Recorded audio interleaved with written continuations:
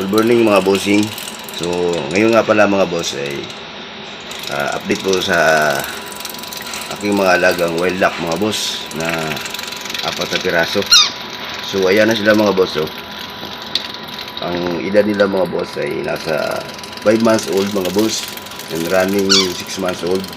Ito mga boss ay hindi ko pa na sila na transfer mga boss sa malaking kulungan. Kasi mga boss ay busy po tayo mga boss.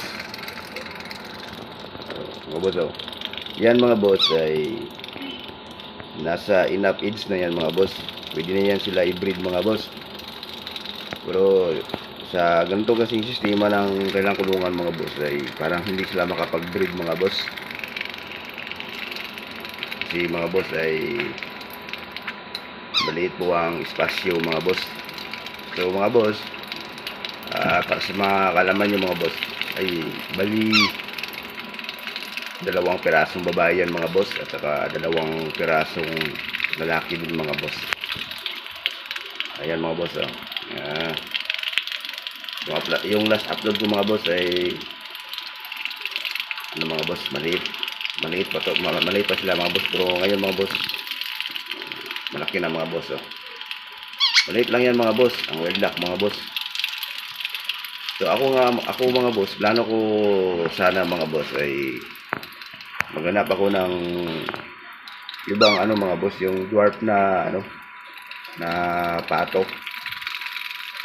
Kasi yun sana mga boss ang plano ko mga boss na i-breed dito mga boss. Kaso mga boss wala dito yan sa atin mga boss, yung mga mandarin duck.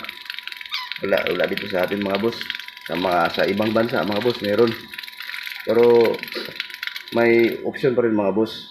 Yung lang mga boss, yung bansot na pato na babae at saka lalaki. Pwede rin dito i-breed mga boss. Pwede rin i-breed dito mga boss. So sa ngayon mga boss ay hindi pa sila sila nag-breed. Hindi pa nag-breed kasi yung nga mga boss ay nahanap ako ng mga boss ng pato mga boss. Pero pwede to sila mga boss. Pwede to sila sila lang mag-breed mga magkakapatid. Kasi ganoon naman talaga ang mga wildies mga boss.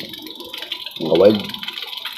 Walang mga boss, walang inbreeding po sa sa mga wild. Walang inbreeding. So okay lang mga boss.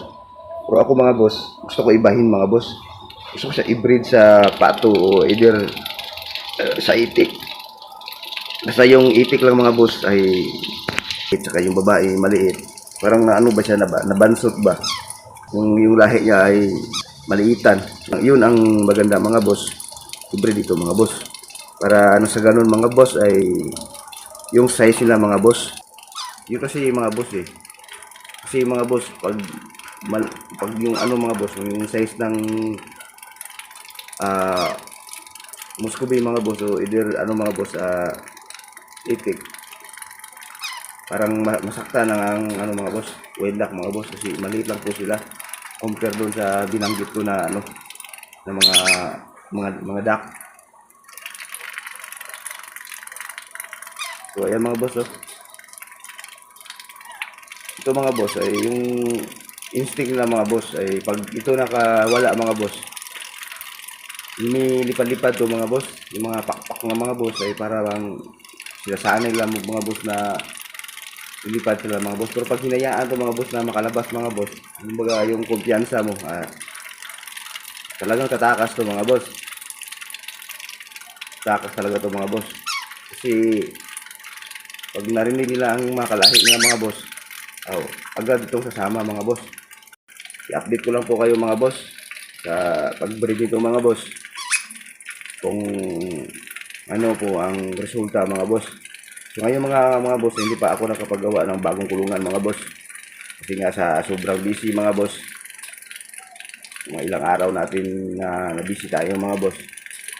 So siguro mga boss, mga 2 weeks or 3 weeks.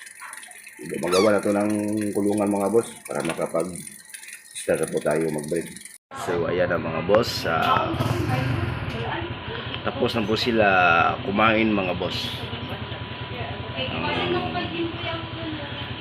wild duck mga boss. Mga boss,